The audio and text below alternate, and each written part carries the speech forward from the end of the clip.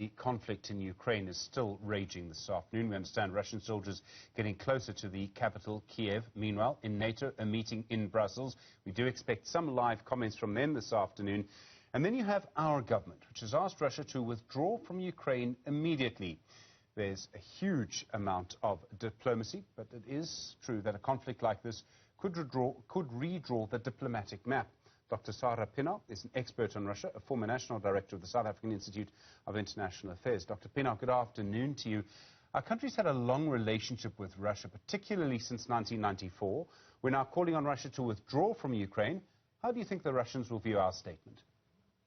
Well, the people in the Africa department, which is not one of the bigger departments of their Ministry of Foreign Affairs, will obviously note that it looks as though South Africa actually has a mind of its own and won't necessarily tolerate everything that Russia does if it is unacceptable, despite the fact that they are very closely connected in many ways, both through BRICS and through a lot of personal contacts and a shared history. So that is what is surprising about it. I was surprised to hear that South Africa had taken this stand, and I commend it absolutely. It seems the African Union is backing them. It seems the African Union is saying a very similar thing.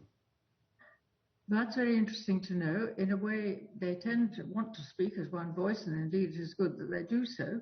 The sad thing, of course, is that the African Union is only really able, as South Africa itself is, to give a sort of moral high ground sort of position. And, you know, maybe stand up and be counted one day when all the nonsense is over.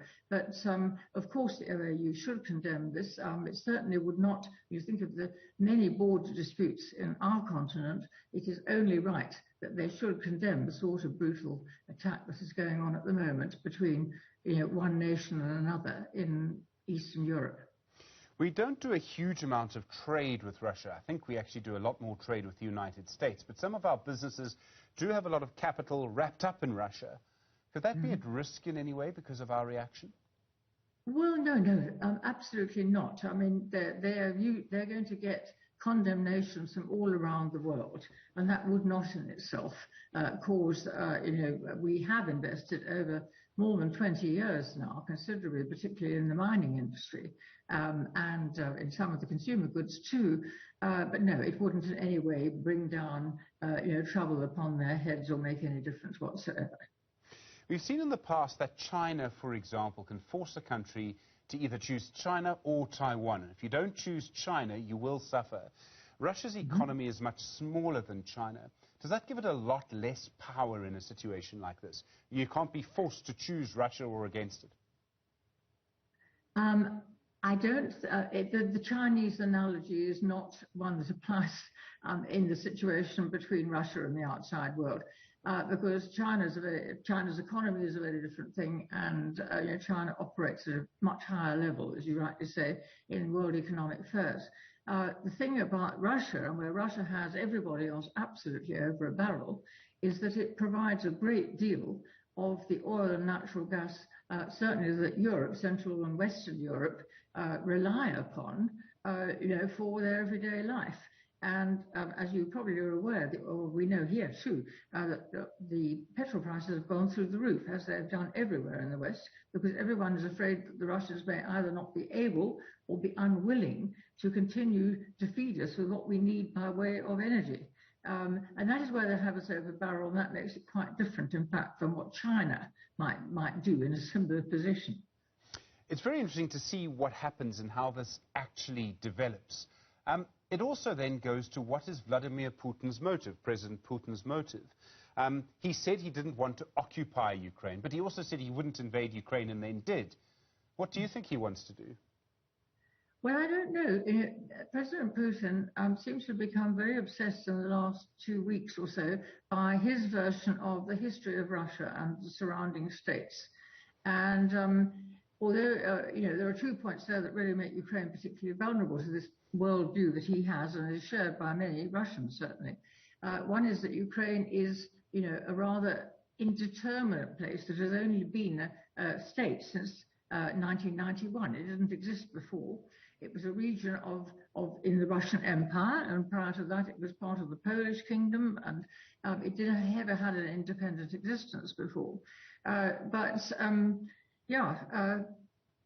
I don't know what to say quite there, but I do think that he now is interesting. He's now started talking about Nazis, that the regime, as he calls it, in Kiev, which is a democratically elected government actually, is a load of Nazis, and that is a very key word for any Russian who remembers the Great Patriotic War, and many of them will believe that, particularly since in the war of 1941-5, a lot of people in Ukraine, when the Germans came in, welcomed them with open arms because they thought it would be better than being in the Soviet Union. Of course, they soon learned that was not the case at all and fought a very brave war on the side of the Soviet Union.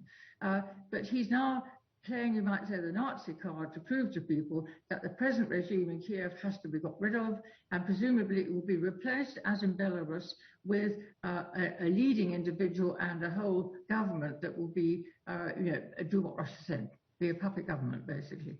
I mean, that phrase that he used, to denazify Ukraine, is so interesting, because I think to people in the West, maybe people who grew up with the South African education system, we think of Adolf Hitler-type Nazis, fascism.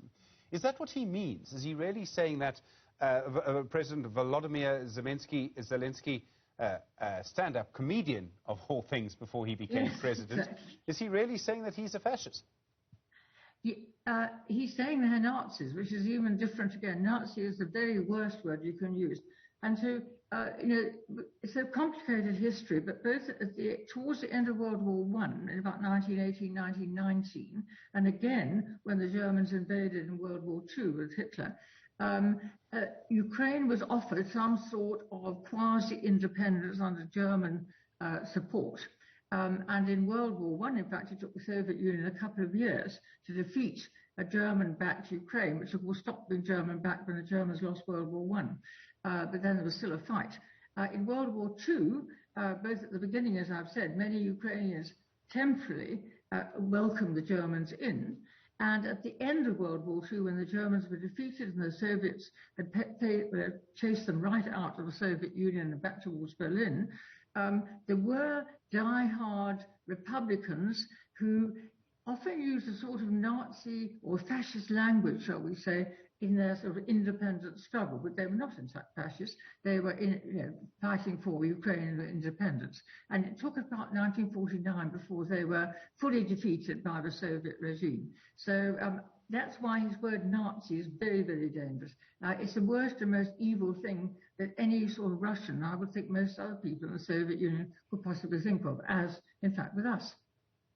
We see this NATO meeting underway at the moment in Brussels. We saw the beginnings of it. They closed the door on us, unfortunately. But does NATO really have much power here? I mean, we'll see the West imposing sanctions. We might see some other countries joining them. China, interestingly, hasn't joined them. I mean, no. Are there any other options really for NATO? Well, I can't see it, but I'm not a military person. But it's when I see the British Minister of Defence saying in the House of Commons today, that no British boots with soldiers in them will walk onto the soil of Ukraine, I think it's fairly obvious what NATO members think. Certainly, Joe Biden and America would not look at that at all. Wouldn't think of sending the Americans in, or he sent them in on other occasions, as we well know. The fact is, nobody is going to. NATO cannot afford to go into Ukraine and defend it with the sort of weaponry and the weight of military might that it would have to have. And then it would turn into a really bad shooting war, which might very well, and I think this is very much in the NATO conference's minds, spill over, horror of horrors, into Central Europe and to countries that are members of NATO and would have to be defended as well. So they are scared. They can't. So the only thing to do, and it's not really NATO's business, they can help insofar as they can still drop stuff in to the Ukrainian forces. But apart from that, what they really have to do is, just to get on with sanctions. And that, again, is a big problem. What sort of sanctions would really hit Russia very, very hard?